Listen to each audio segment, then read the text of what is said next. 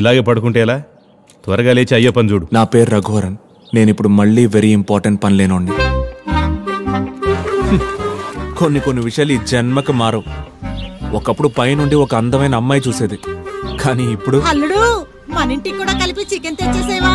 Boneless. ఇప్పుడు నా బడ్డీని overtake చేస్తున్నారు అంటే నా బడ్డీని ఎగతాళి చేస్తున్నారా? వెళ్ళు. కారు కొన్న తర్వాత కూడా ఎందుకు ఈ దరిద్రాన్ని పట్టుకుని ఎగుతారు? టై కట్టుకోవడం కూడా చేత కాదు.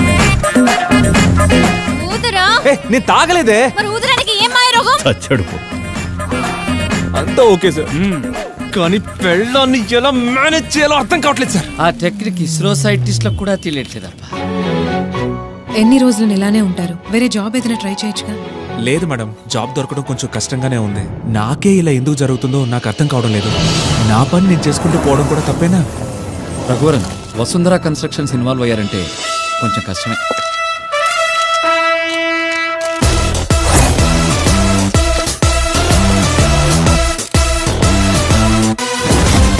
నీ లెవెల్లో ఉన్నవాడు నాకు అడ్వైస్ చేయకూడదు రఘువరన్. కార్పొరేట్ వరల్డే వేరు. It's a political game.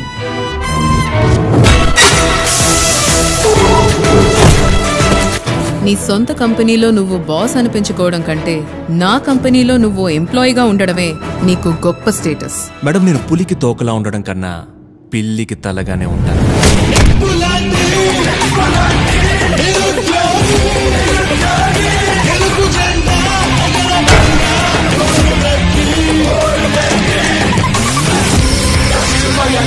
నా టార్గెట్ మీరు కాదు, రఘువరన్. ఐ లవ్ యూ మా.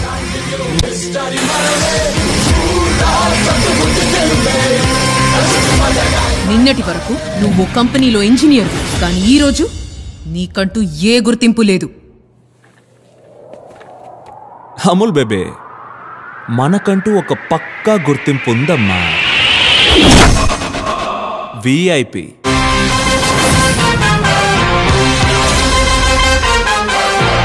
Madam, Raghuvaran coming.